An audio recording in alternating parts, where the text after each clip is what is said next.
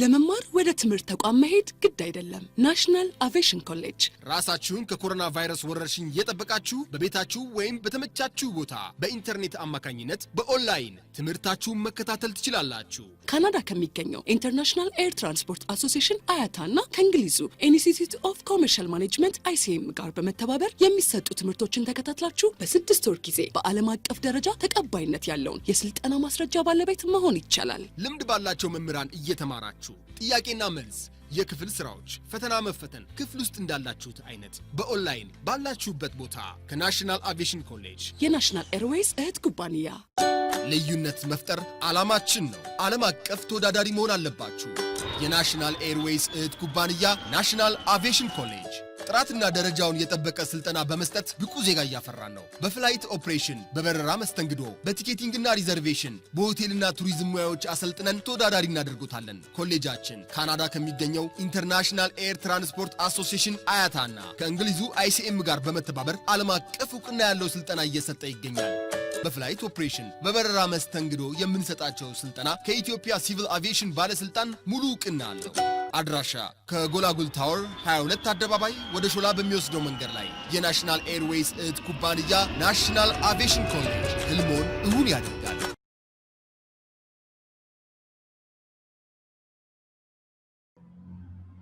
Trust you can hear me. And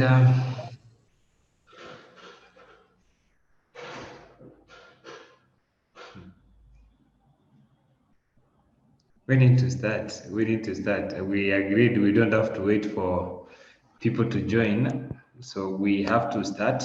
They'll catch up on the way if we will allow them. So today I need us to look at module 2 of travel knowledge. Module 2, we said it's about geography in travel planning. So we need to look at how can you market and sell travel with geography. And we agreed that this geography in this context here has nothing to do with the formation of rocks and the rest, but we look at the travel geography per se, as it is. So we look at that, and we agreed that everyone should get a world map. You can call it an atlas. That is what we agreed on the last class, and I trust you have them. Confirm if you have it. So let me check around first to see who has and who doesn't. Nahom, do you have the world map? Yes, I have. Oh, okay. That is good. How are you? I'm fine. Good. Mother, do you have the world map there where you are?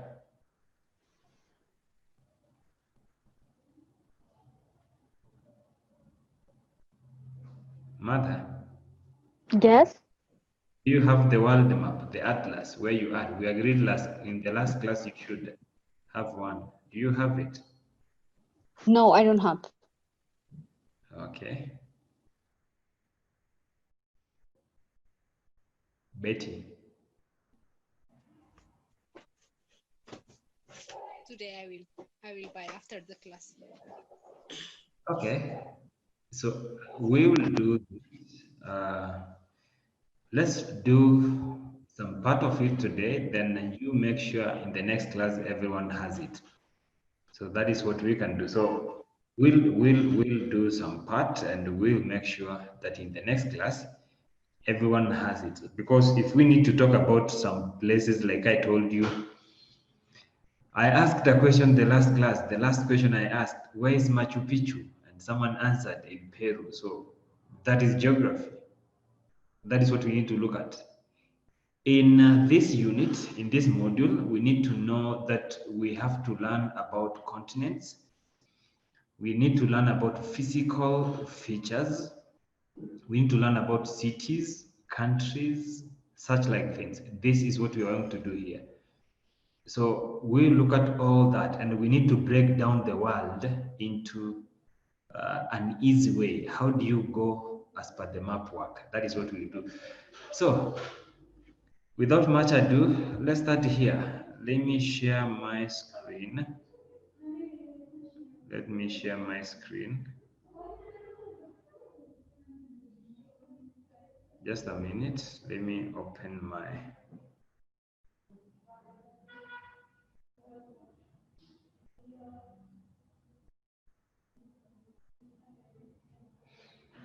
Well, now I will share it.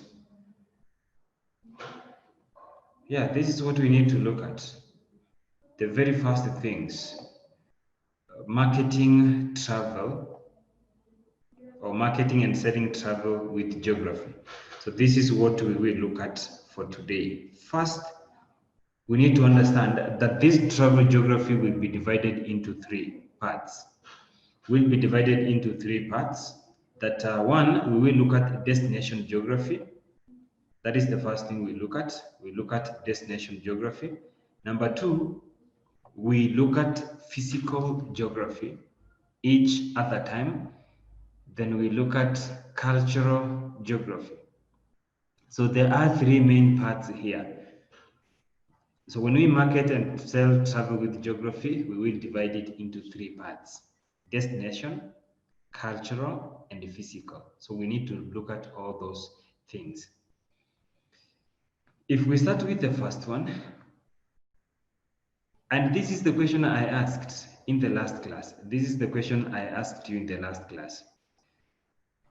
This one here. If friends tell you that the trip from Machu Picchu, this name here, yeah, the name is there, Machu Picchu, to Cuzco is just simple 4-hour trip. If friends tell you that, if a friend tells you that, okay, a trip or a journey from Machu Picchu to Cuzco just 4 hours, how will you know, how do you know whether they know what they're talking about? How do you know that? Another person tells you something that if a customer wants to go for snorkeling on a tropical reef or shopping for some precious gems in one of the world's major cities, where will they travel to? And I remember mentioning this question here, that if someone asks you that, I want to go for shopping, but not Dubai, not Bangkok, where am I going to go for shopping? If someone wants to go for a vacation, where will you send these people to? So the whole idea of knowing places, knowing what people can do there, comes back to us as destination geography, right? Knowing such places. So destination geography is the study of all of the characteristics and properties of a location that influence travel. So those characteristics, those properties in one location that make people to visit such place or to travel to that place is what you call destination geography. Surprisingly, it's not that not all places in the world are destinations. Not all places are destinations. Not all of them. So a destination is a location a tourist chooses to visit. So that location that a tourist chooses to visit is what you call a destination. Apparently, if you choose one place and leave the other one out, it means that not all places in the world can be destinations. So someone has to choose one place over the other in one way or another. And that is what you call destination geography. So all the same, the reality is people choose destinations. Tourists choose a destination or a location by considering so many factors. by considering so many factors. And we need to look at what do they use, which factors do they consider. So here we have what we call factors that are considered. There are many factors that determine which locations become tourist destinations. Very many. The factors that determine which location becomes a tourist destination, and a destination is a location which those people choose to visit. So before we look at my factors here, before we look at them, I know we will look at them. I want us to look at this way. And I will have the first question here. If you want to visit a place or any city, any place right now, I mean, anytime, it could not be right now because of the disease outbreak, and I'll give you that later. Which place will you choose? If you have to choose one, which place will you choose? Then, of course, you may tell us why. So let's start here. We are very few, so someone has to give us which place. If you have to be a tourist visiting any place, it could be in our country here, it could be outside, it could be in Africa, it could be in Europe. But now, I mean, you don't have to say India again, right? So which place? Let's start with you. Which place? Don't say India. I still India. I don't have any country to visit. I don't want to visit any country. I need India to visit. All right. We'll look at that. We'll look at that. We'll look at which factors did you consider to choose India. That is the truth. We'll look at that. So, Mother, which place? Me, New York. New York City. Okay. No, I mean England. England. Oh, England. Okay. London. England. Yeah. All right. You'll tell us why, which factors you considered, and that is what we call destination geography. Betty, you want to go for shopping somewhere? Yeah, always I say Dubai, but Okay. Which place? from Africa, Kenya, and If you choose Israel. Kenya, Kenya is enough. Kenya is enough for everything. So you don't have to choose another one. That is enough for everything.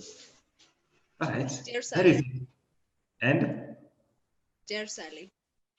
Jerusalem. All right, Israel. Well, this is the point. Why did you choose these places? Which factors did you consider? These places. What did you consider choosing these places? You have so many factors. One, people choose destinations, or tourists choose destinations because of attractions. That is the first thing. What they will see. That is our first factor here, why people choose destinations. Factor number one is what we call attractions. And when we talk about attractions, we need to talk about it in three ways. One, the location of such places, of such cities to such attractions. For example, if you choose that you want to go for shopping for example, Dubai, then you need to talk about where is Dubai located. I mean, the location of the malls, the plazas where you want to do shopping, and your living place. So the proximity or the nearness of such attractions, it could be the water parks, it could be any other thing, it could be even mountains, it could be national parks. The proximity or the nearness to attractions is one major factor. That is the first thing. Attractions could be the many things that we would like to see. So here, or anything that attracts you, that moves you to a location, that influences you to travel there. Attractions can be divided into three ways. One, we have those attractions that are natural attractions, that were just, they've been there since the beginning of time. we call them natural attractions. One example is what we call the Grand Canyon in USA. Or if you go to Australia, we have what we call the Great Barrier Reef in Australia, right? Other attractions are historical in their own nature. For one, if you look at the Great Wall of China, it's just historical. To some extent, sometimes back we used to say, we used to have this idea that it could be seen a few kilometers from the moon. That is true. That is true. But maybe that changed because of the environmental issues, the climatic changes that has changed even the air around. So the point is, we have such attractions. And number three, attractions can be created, man-made attractions. Man-made like the Disney World and the Epcot Center in Orlando in USA. So we can look at them in several ways, but realistically, attractions can be divided into three, either natural or created or even historical, such attractions. Anything that moves you to that place. So if I can ask you, why that place? Why Jerusalem? Let's start with you. Why Jerusalem? You know, you said Jerusalem.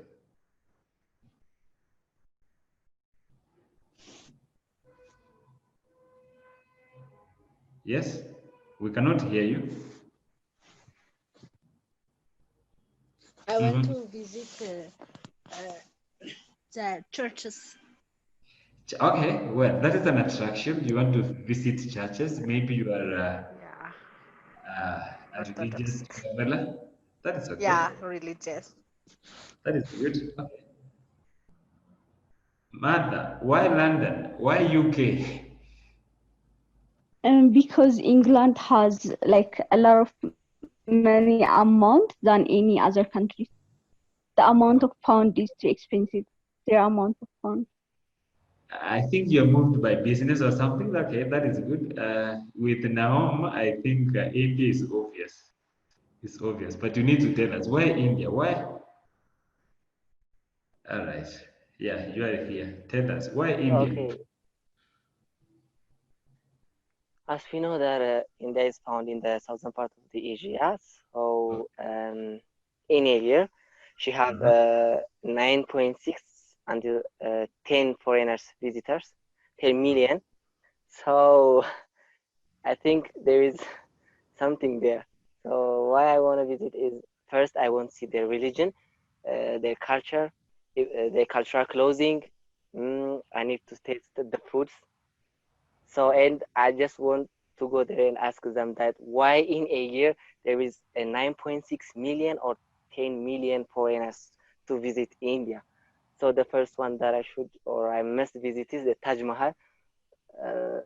So I don't know, she have a lot of history. So I love them. So I just want to see it. The truth is, you've done a lot of research in this country. That is the truth, and I'm happy that you mentioned even the top attraction in India, the Taj Mahal. It's one of the most beautiful palaces we have. So one thing is, yeah, you can have so much to do with their cultures, and including foods, religion, and the rest. And they in terms of religion, they have so many gods. Maybe you can research on that and the rest. But that is good. I think now everyone has a reason why to. So you see, that is something that attracts you to a location, a destination, and that is how cities, how countries become destinations. So not every place can be a destination to everyone, but specific places can be destinations. And that is what we have, the first thing, attractions. Number two, the other factor that tourists used to choose a destination is accessibility. We mentioned it sometimes back under the 5 A's. The truth is, this could be the most important again here. As much as we talk about the best things we can see, the attractions, how do you go there? What forms of transport are available for you to visit that place? Which means of transport are convenient? Is it air transport, road transport, water transport, rail transport? So accessibility refers to the means of transport to a place. So even if you choose a place like Hawassa around Ethiopia here, then you can choose how do you go there first before you say it's this and that. So how do you go there? You say you can take a flight. Yeah, 27 minutes from Addis Ababa by flight, you are there. You can use the road transport. Yeah, you can use the two most common, either road or air transport to that place. So that is the first thing, accessibility. So accessibility could be the means of transport, number one. Number two, it could be what is the geographical location? Where is that destination located? So is it located near to the client, or is it located very far from the client? How long it takes? What means of transport? All those things comes in. So the efficiency or the convenience in terms of transport is a major factor. So we have to consider that as number two. So all the places you mentioned here, from Kenya, from London, to London, to India, to Jerusalem, there are means of transport to such places. And when you are there, you can always get other means of moving around. That is number two. Number three, the other things people consider is here, the costs and standards of living.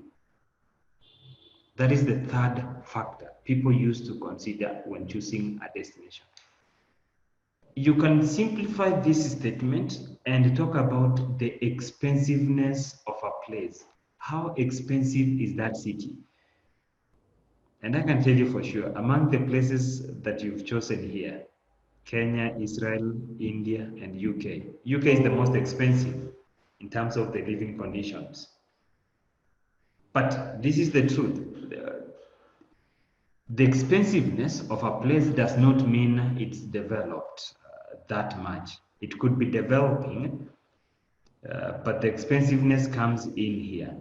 The availability of services, availability of goods and products and goods, or goods and services.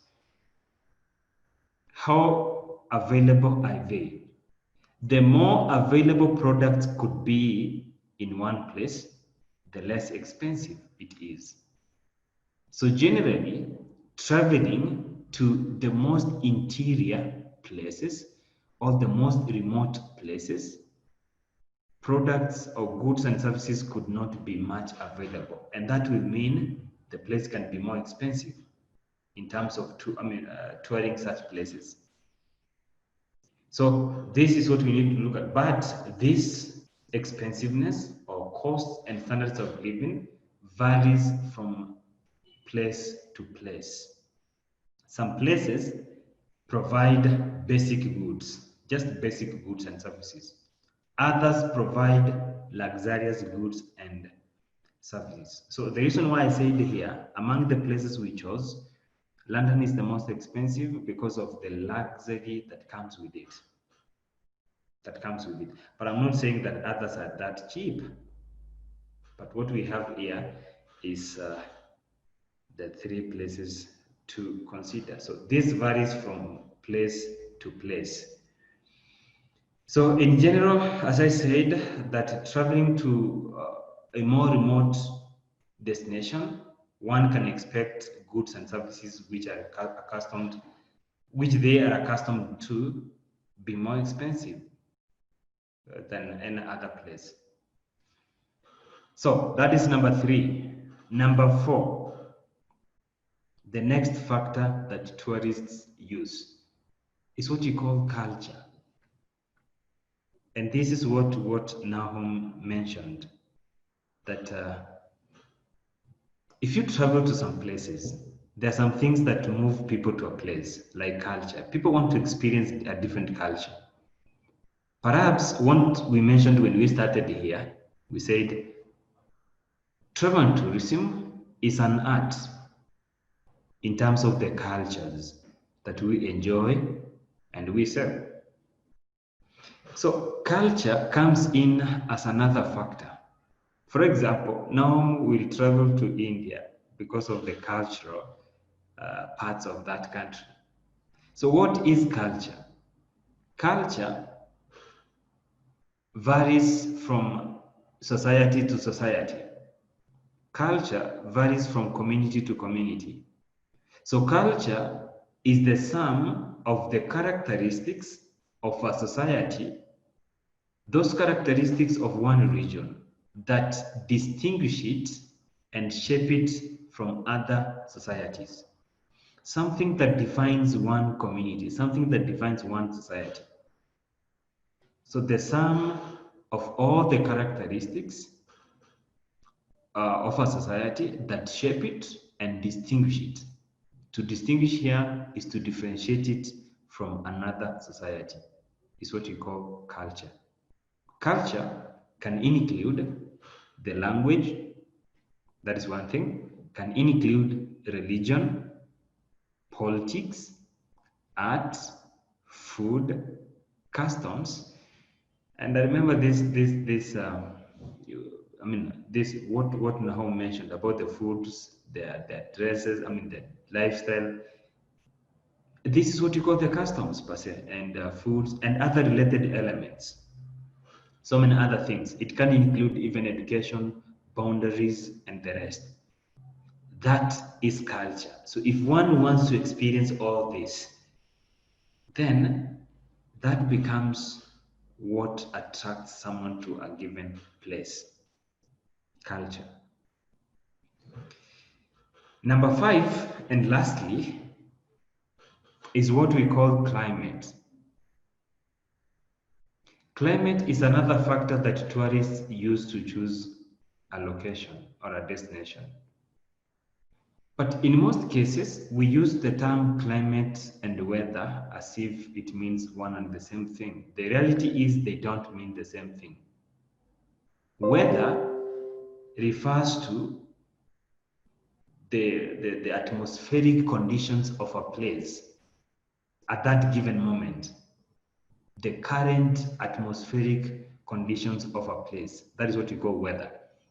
So if I look at outside here, I can see it's sunny and windy. That is the weather today. But climate refers to the weather conditions of a place for a long period of time, for an extended period of time. It could be 3 months, it could be 4 months, it could be more. But that condition of a place for a long period of time is what we call climate. In some continents, like in Europe, Asia, some part of it, of course, even Australia, even North America, they experience what we call climatic changes. We have 4 seasons here. Either the winter season. Winter is when we have too much rains or when it's very cold. Then we have the summer season when it's calm, hot, and like that. We've got autumn and spring, the in-between seasons. But the 2 major ones are summer and winter. So if someone is in Europe between the month of November and February, it is very cold. So what happens is people travel from that continent to another continent. So that is how climate affects travel. People travel to a more conducive place due to these climatic changes. So many people will have to move because of that. So these are the 5 main factors that are used by tourists when choosing a destination. factors considered by tourists when choosing a destination. 5 of them, from attractions, accessibility. We did talk about costs and standards of living, culture, and climate. 5. Don't forget any. And that is what makes destination geography. But besides this, there are some other characteristics of a destination. Yes, a destination can be attractive. There, we can have means of transport there. The cultures can be experienced. The climate is good. But there are some characteristics of a location that can change rapidly, can change once and affect travel patterns to that place. There are so many characteristics. Which ones do you think?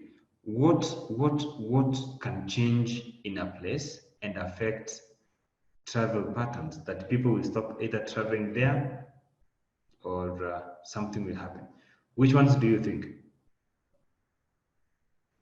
What characteristics of a destination that can change rapidly and affect travel negatively? What do you think?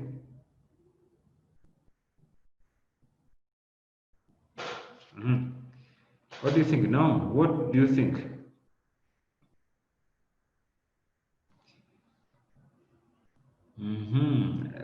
Betty, this is, yes, which one? The climate, maybe, or Now, the environmental impact. Climate or environment?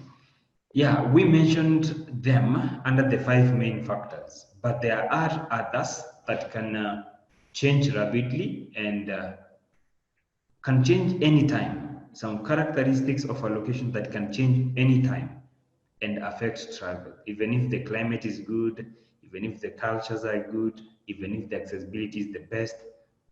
But there are some factors that can change anytime and affect travel to that place. Like which one? I don't know. Maybe the economy. Yeah, that is the first thing. Maybe it's about, let's talk about this, the economy of that given place.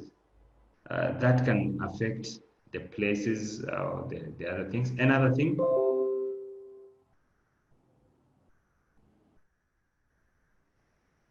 Betty, another thing.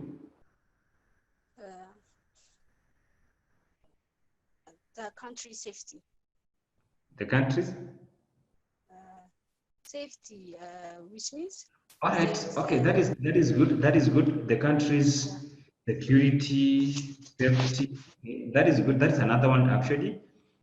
That is another one. Mother, what do you think? The cost. The cost of that place. Okay, that is one of the main factors. Another thing.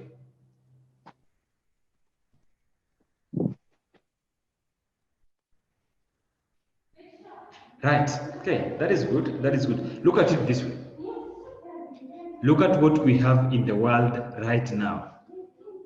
You see, every place can be the best to visit. You can say South Africa is the best to visit right now in Africa. It was the best until sometime January. China had everything to visit. London, New York, Paris, every place. Kenya, Ethiopia, every place. But what happened? There was a disease outbreak all of a sudden from nowhere.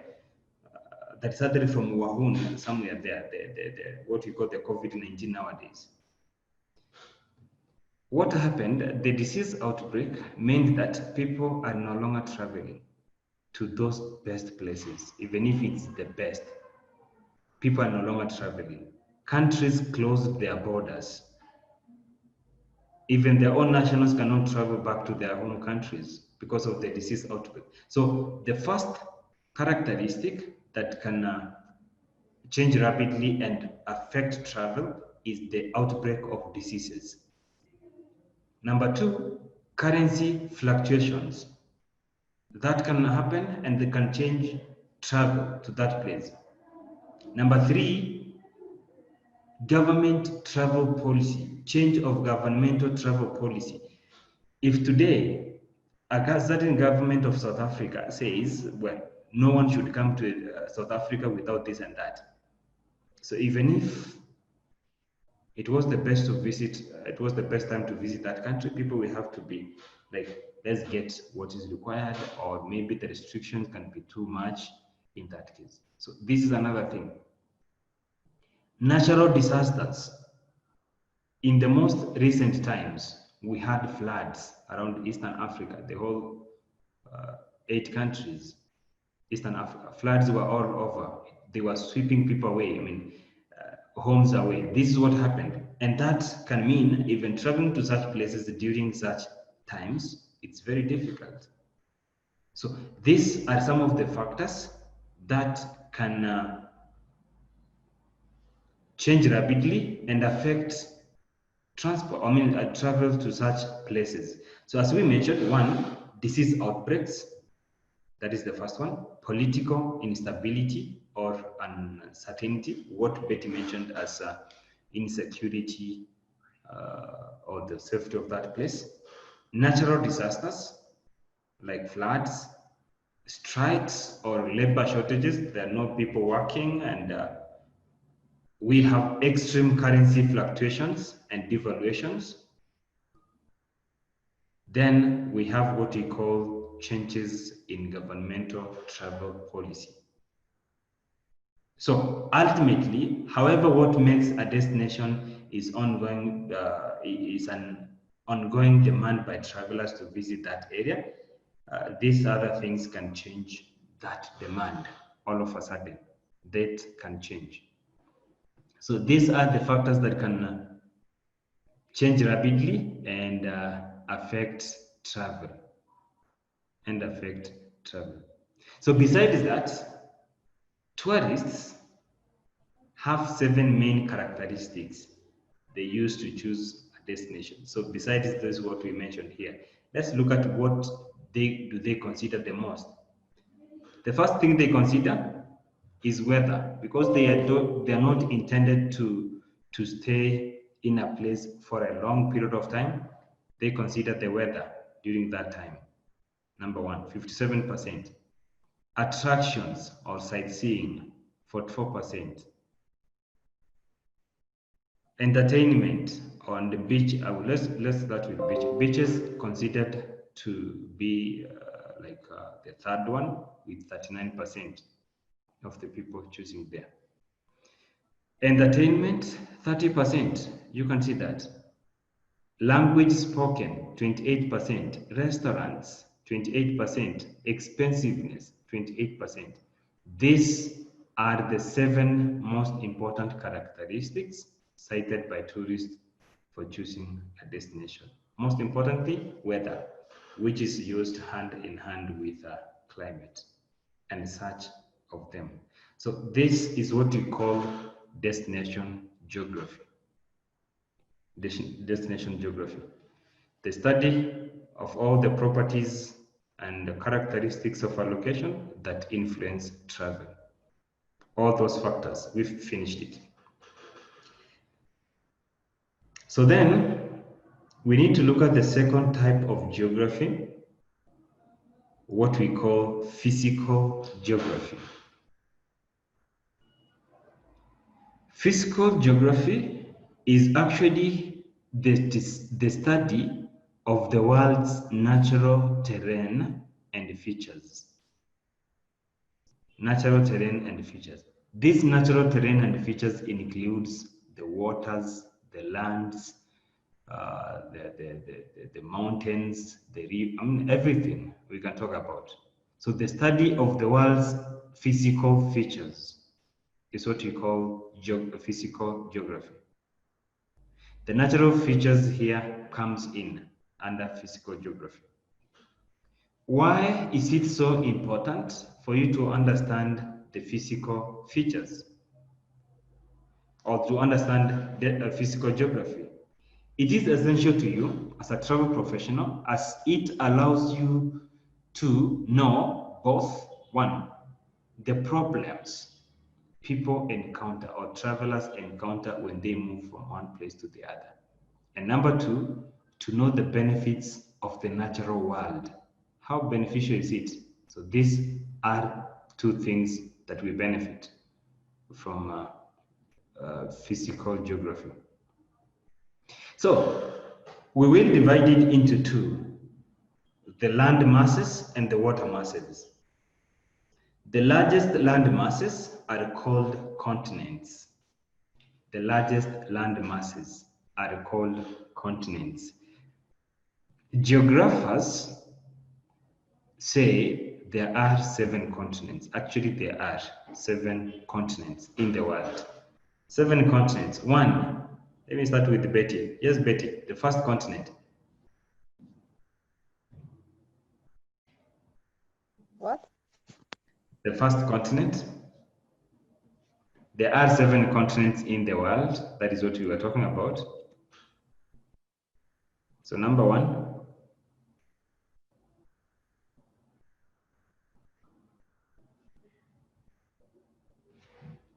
Nahum, 1. Betty, we are coming back to you.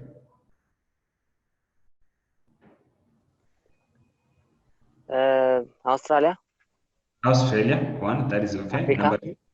Africa. Okay. Africa. Antarctica. Antarctica. Mm, Okay. That is enough. and That is enough. There are 7. that's enough. For you, that is enough. Yeah. You said Australia, Africa, Antarctica. Good. Martha, another one.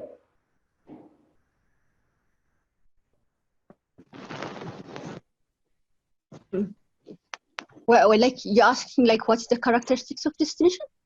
No, the continents we have in the world. We've mentioned Australia, we've mentioned Africa and Antarctica. Another continent? Asia. Asia. Yeah. All right. Another? South America. South America. Okay, that's enough for you today. So bet you can finish the rest of the 2.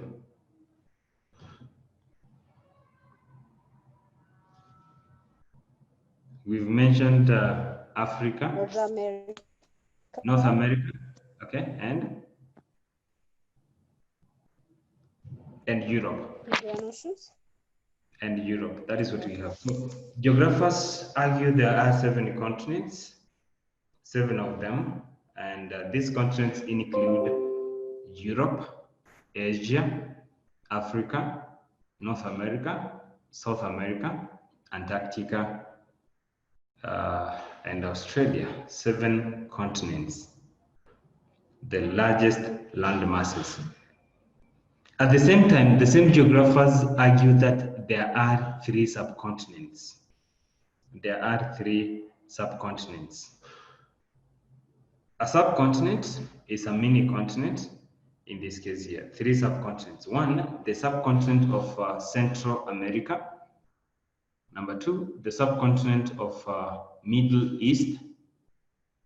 And number 3, the subcontinent of Southwest Pacific, East Indies. So there are 3 subcontinents here: Central America, Middle East, and Southwest Pacific. So those are the continents we have, and the subcontinents. We have them. These are the names. We mentioned that, what geographers argue that we have. At the same time, we said geographers include subcontinents in the physical geography: the subcontinent of Central America, the subcontinent of Australasia and Pacific Islands. This is what we call Southwest Pacific. In some books, Australasia and Pacific Islands, it's called Oceania. So we can have so many names. In some other books, we call them East Indies. So you can use any name, but it means one and the same thing. And we have another subcontinent of Middle East. Middle East is where we have countries like which one? In Middle East. Unmute yourself and answer that. One country each from Middle East.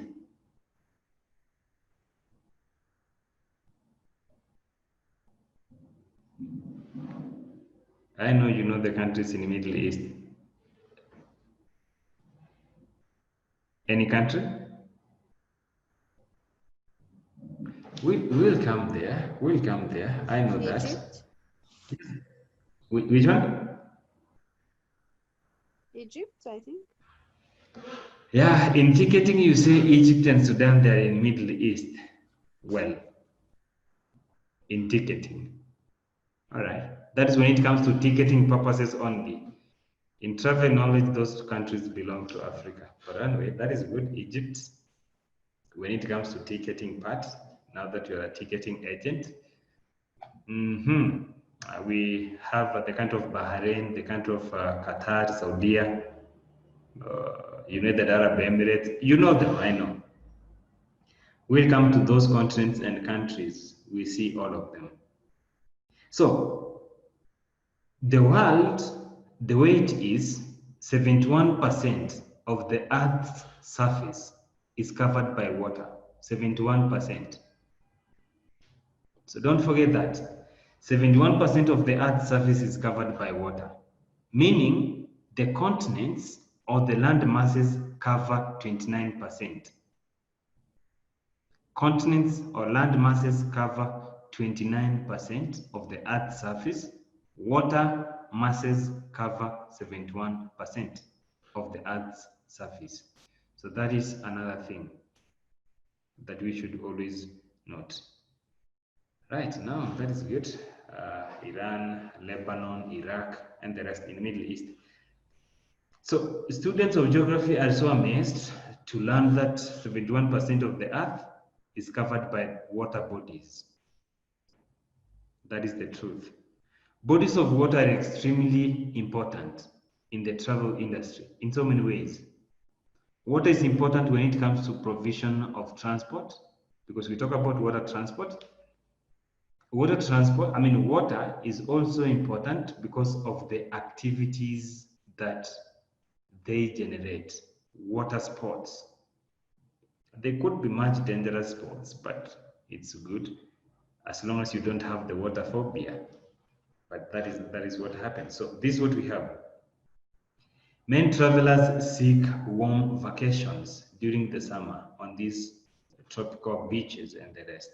So water also offers adventure travel opportunities like whitewater river rafting, parasailing, water skiing, snorkeling, scuba diving, and so many others. So all these things here, even water surfing, there are so many water sports or the activities that are generated by the bodies of water. Literally, 71% provides a lot in the travel industry. It is important again to understand, besides knowing the constraints or the challenges or the benefits of the natural world, it is very important to understand the world's natural terrain and features, because this knowledge will aid you or will help you in developing effective travel plans for your customers. How do you plan a tour? How do you plan a vacation for your client? You have to understand the natural world. In short, you got to understand physical geography. Among these 71% of the Earth's surface, the largest are the oceans. And we have 4 oceans in the world. 4 oceans. The largest ocean is called the Pacific Ocean. It covers 46.0% of the 71% of the Earth's surface. Atlantic Ocean number 2, 23.9%. That is the second largest ocean. The Indian Ocean number 3 with 20.3%. Then we have the Arctic Ocean, 2.6%. So, what does it mean? If you combine the Atlantic Ocean, Indian Ocean, and the Arctic Ocean, you make the size of the Pacific Ocean. Right? Do the math. Add 23% plus 20%, that is 43, plus 2, 45. So this will make like 1 something. So it will be 46 point something. So amazing is this size of the Pacific Ocean. And to some extent, we come to talk about it being that has one of the deepest parts of the waters. It's about 12 kilometers deep. That is the size of this Pacific Ocean. It's way too deep. And most part of it, some part of it will be just ice. The water is way too cold. So this is what happens in physical geography. That is it. Physical geography. Well done. Then, number 3, the other part of geography we talk about is cultural geography. Cultural geography is the study of how this geography influences people's behavior. How do you think this geography influences your behavior, customs, or even habits? Any influence that this geography has over your someone's behaviors, customs, and habits is what you call cultural geography. As we mentioned, culture is the sum of the characteristics and properties of a society that shape it and distinguish it from other societies. So, cultural geography is sometimes referred to as human geography. We can always say this is what we call human geography. Reason being, it is called human geography because of its intensive focus. Because of its intensive focus on human behavior.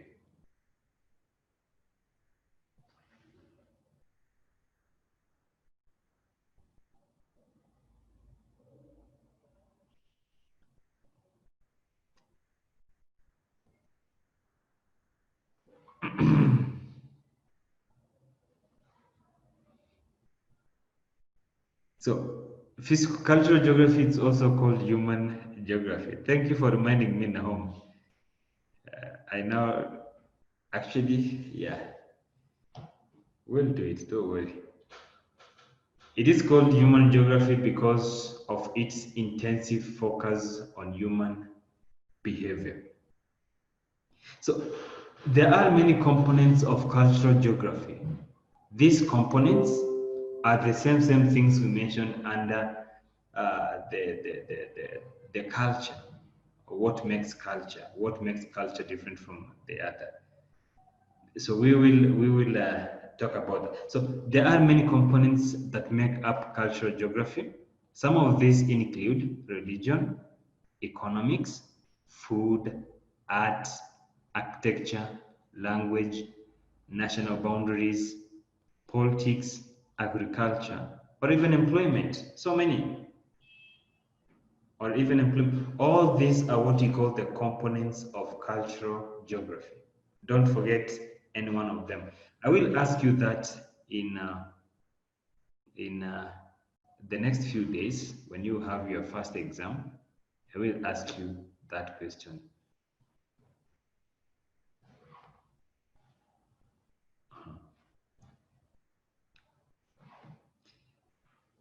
So this is what we have. And another thing is that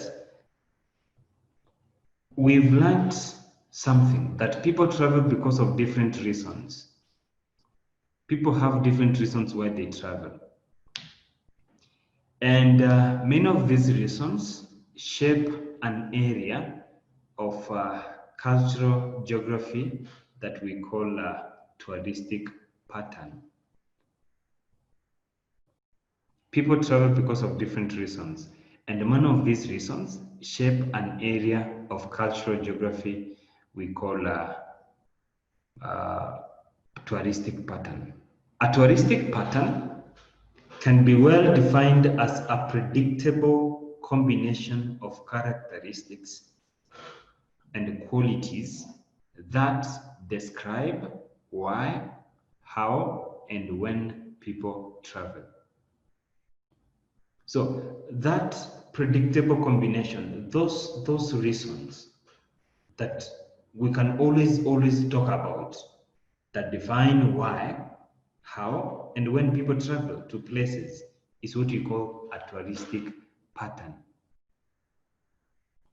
Either way, when tourism is at the highest point, when people travel in big numbers, we call it peak season or high season. That is when tourism is at the highest point. It is called peak season. When it is at the lowest point, we call it off-peak or low season.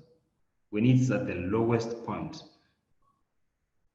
But we have something that is in between the lowest and the highest, the middle one. So that one is what you call the mid-season or the shoulder season. You can call it mid-season or shoulder season. When tourism is not high, it's not low. That is what we refer to as either shoulder or mid-season. So tourism can be looked at as such. So we have looked at the parts in which you can sell and market travel with. This is what we call geography. And we've looked at the three parts of this geography: cultural geography, destination geography, and physical geography. Any question about the three parts? Any question?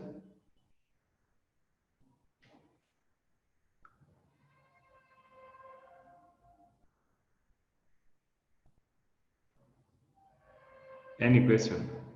Anyone with a question?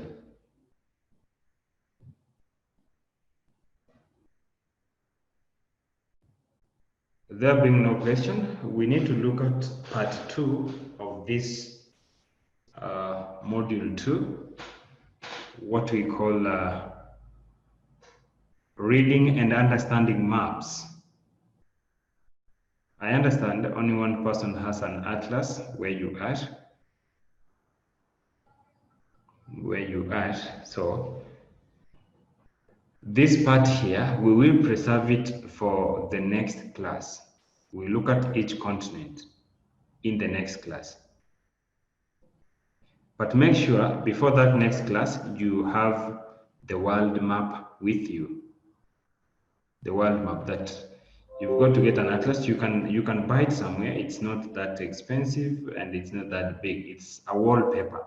You can get the wallpaper that you can look at. For example, we will talk about the 7 continents, and I want us to mention them just briefly before we look at them in details in the next class. So the first continent we will look at is the continent of Europe. Europe is a continent. So the word landmass, I'm using it in all continents because a landmass means continent. So the landmass means a continent. So Europe is a continent, is a landmass west of the Bosporus Strait in Turkey.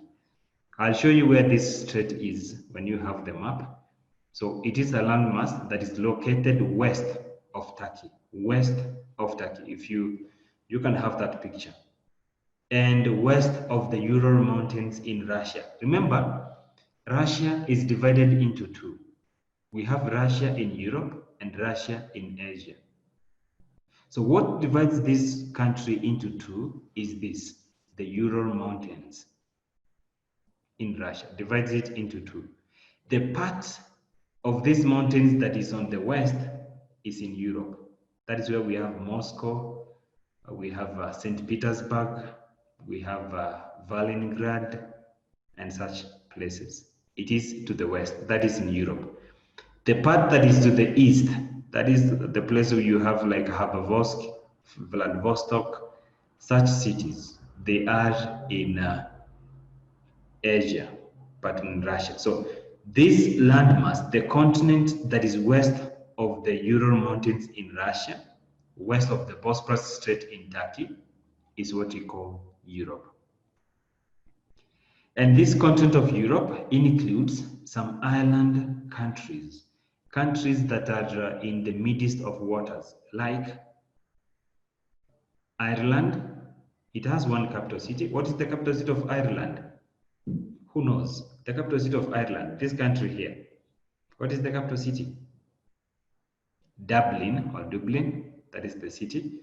Iceland, another island nation, it has a capital city called Reykjavik, this one. Malta, one of the islands, it has a capital city called Valletta, or you can call it Malta if you like. Malta, Valletta, that's what they call it. United Kingdom is the largest island in the continent of Europe. It has a capital city called, what is the capital city of United Kingdom? Betty.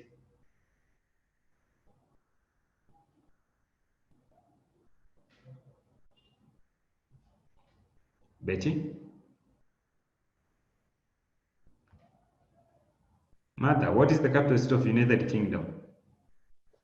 London. London, good. That is good. So that is the capital city of this country.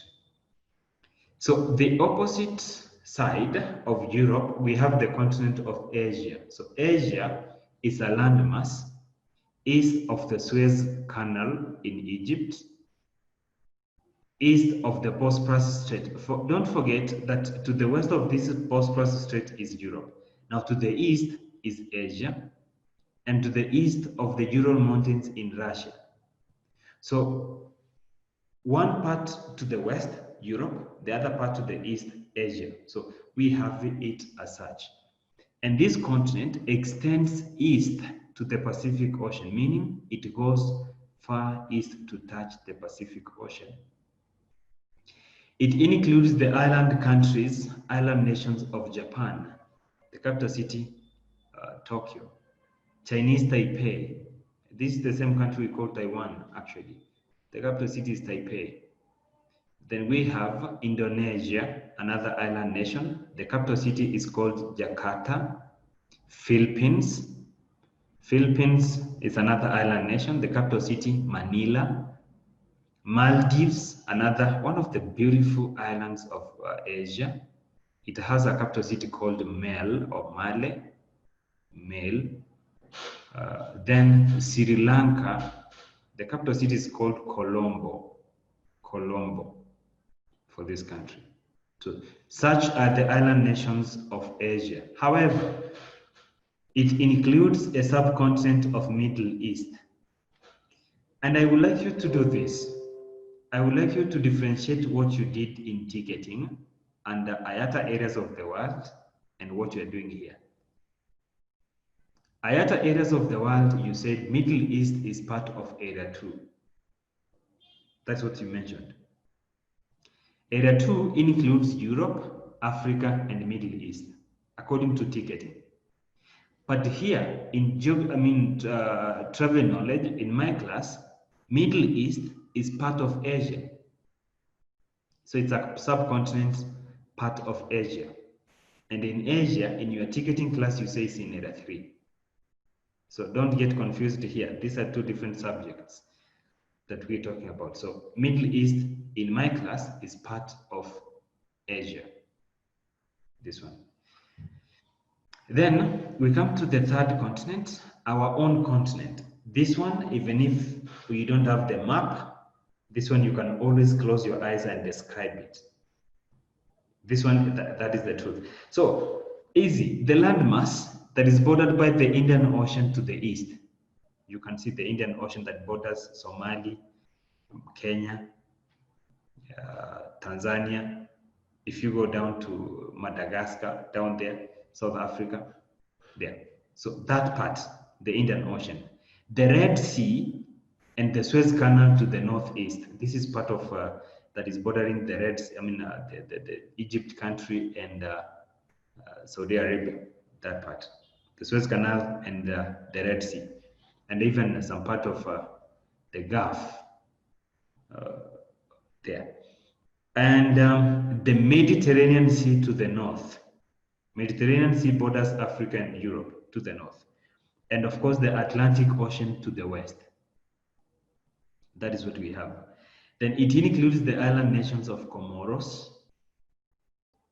The capital city is called Moroni. Mauritius.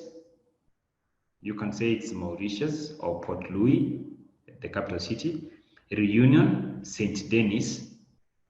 Sao Tome and Principe, the capital city is Sao Tome. Madagascar, the capital city is Antananarivo. Antananarivo, yeah. Cape Verde, the city of Praia. Seychelles.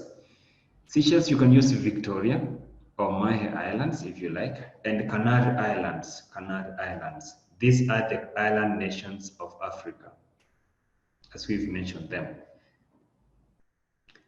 Then we have another continent of North America. North America, one of the most common. This is a continent bordered by the Pacific Ocean to the west, the Arctic Ocean to the north, the Atlantic Ocean to the east. So you can always look at, when you have, I think Nahom has that, now you can check that on your free time. The locations of these water bodies define the continents. The continents are always surrounded by the waters because we said water covers 71%. That is why we are defining them with the water bodies. So the continent of North America runs down from the country of Greenland to the country of Panama, that is bordering the nation of Colombia to the south. It includes the island nations of Bermuda, Bahamas, Greenland, and the Caribbean Sea. Caribbean Sea, what you call the Caribbean islands, there are so many. There are so many Caribbean islands, better known as West Indies, better known as the West Indies. So it includes the subcontinent of Central America in that part. Next is this continent of South America. South America is bordered by the Pacific Ocean to the west, the Atlantic Ocean to the east, and of course, we have the country of Panama to the north. It also includes the island nations of Galapagos and Falkland Islands, and so many others. So this is what we have as South America. Second last, we talk about the continent of Australia. Australia is one continent that is surrounded by more water bodies. And I want you to note it that way. And when we will have the map, we will look at what it is. So this is the landmass. Perhaps I'll come with a map. In the next class, I'll show you the whole map here. I will show you the whole map here. That instead of sharing the notes, so let's do the notes, then I will share with you the map. So Australia is bordered by the Timor Sea, the Arafura Sea, and the Gulf of Carpentaria to the north. These are some water bodies. The Indian Ocean to the west, and of course south and northwest. We've got the Coral Sea to the east and northeast, the Tasman Sea to the southeast. It also includes a subcontinent of Southwest Pacific Islands. You called it Oceania, this one here.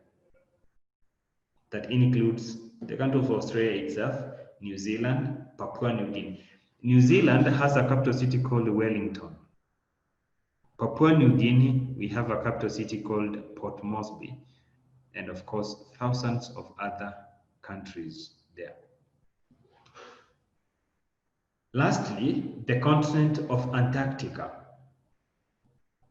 Antarctica is the southernmost landmass. It's located to the southernmost part of the world. and it is almost entirely to the south of the Antarctic Circle. It is bordered by all the oceans, the Indian Ocean, the Pacific Ocean, and the Atlantic to the north. To some extent, we say that this continent is submerged in ice, and we'll look at that. So these are the 7 continents. In terms of size,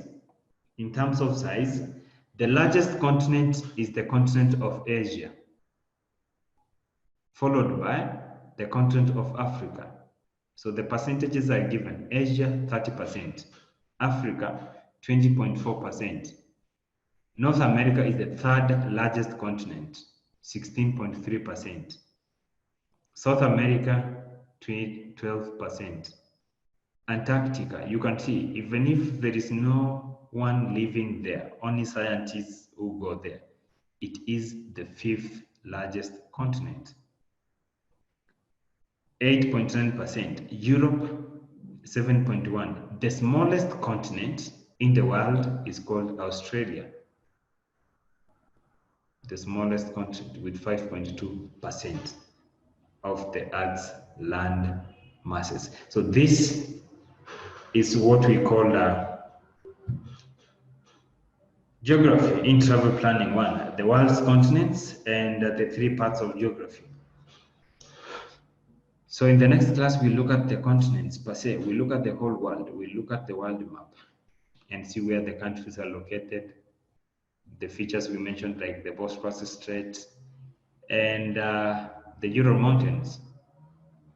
Any question? Any question?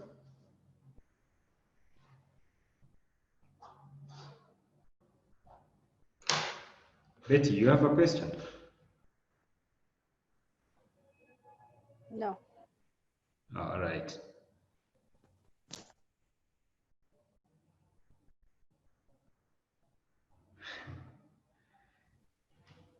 Martha, you have a question? No, I don't have. All right. What about you, Nahum?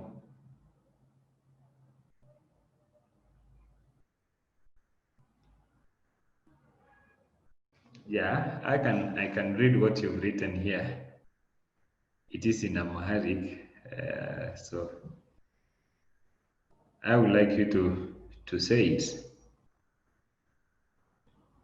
You have a question?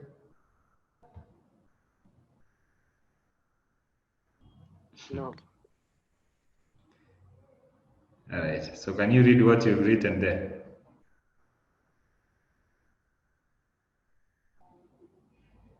It's all right. Have a nice day. See you in the next class and